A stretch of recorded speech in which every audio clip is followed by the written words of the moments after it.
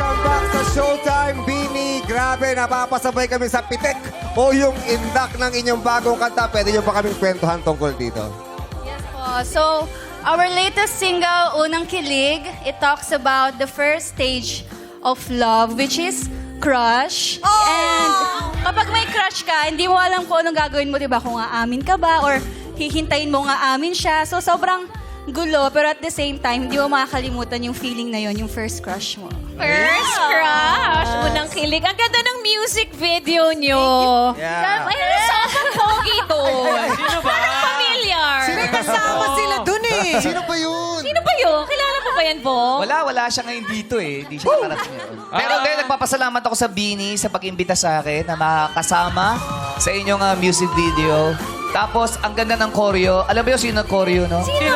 Si Sheena. Sheena mismo! Inspired ka talaga, Sheena. Ang galing-galing mo nagpa-choreo-choreo. I love it. Ay, thank you po. Sobrang inspired ko po talaga. Tama yun.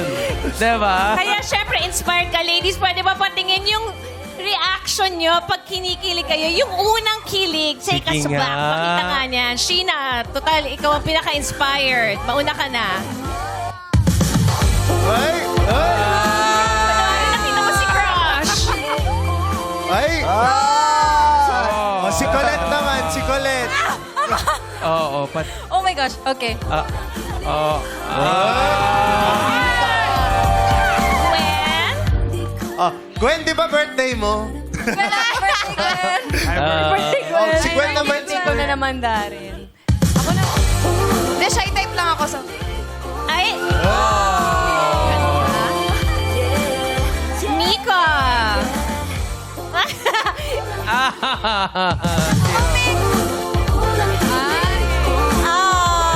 Ay, wow. Master Jaw.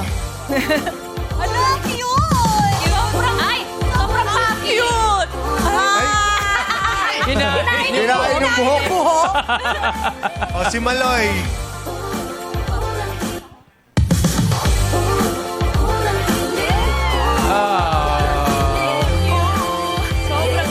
Ayan, si Stacy naman.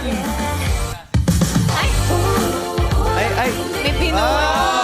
May tinukot na heart. Last but not the least, si Aya naman. Aya!